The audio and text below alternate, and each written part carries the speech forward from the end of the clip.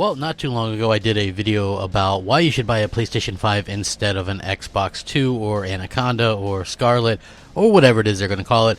And this is the exact opposite, why you should buy an Xbox next instead of a PlayStation 5. Now, ideally, and I always stress this, if you can get both, get both. Why not, right? Have the best of both worlds.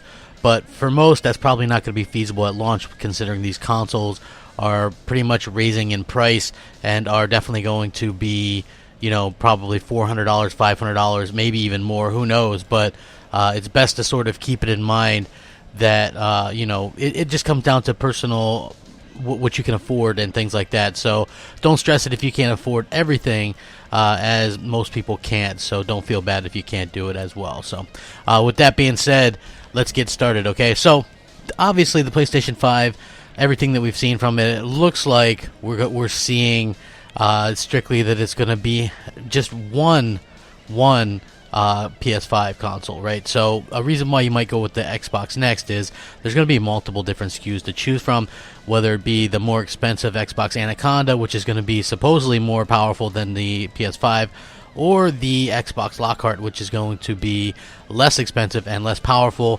It has the same CPU as the Anaconda, but uses exactly half the GPU according to reports. So technically, it's probably going to be quite significantly less powerful than the PS5, but still going to be probably $100 to $150 cheaper than the PlayStation 5. So you have multiple options there. Obviously, you're going to be able to stream games as well. If you can't afford an Xbox console, that could be an option for you if you have a good enough internet connection. Of course, this option isn't for everybody, and some people want the best performance. Maybe you're a PC gamer. Well, guess what? Microsoft has you covered there, because PC gaming is something that you're able to do with all Xbox quote-unquote exclusives anyway, so you can enjoy that as well. Speaking of that ability to do what you want and play where you want, it's all about options for Microsoft, and they give you the option to either buy their games or you can play them via Game Pass. So for $9.99 a month, you can get Xbox Game Pass and play all their first-party content. This goes for in the future as well. So if you want that next Halo game, Halo Infinite or Gears 5, or the next Forza or Fable, or whatever the new studios are working on, boom, you don't need to shell out $60 a piece. You just have your Game Pass subscription and you're good to go, much like Netflix. You know, you don't have to pay individually for Stranger Things if you want to watch it. Just have your Netflix subscription and boom, you're ready to go. So you have that option as well. Play anywhere. If you are the type of person that likes to play on PC and Xbox or console, then, you know, I know that there's some of you out there. This is going to be a very good option for you as well going forward. You have things like game gifting, and you can also have a wish list on Xbox as well. They're doing crossplay on more and more things.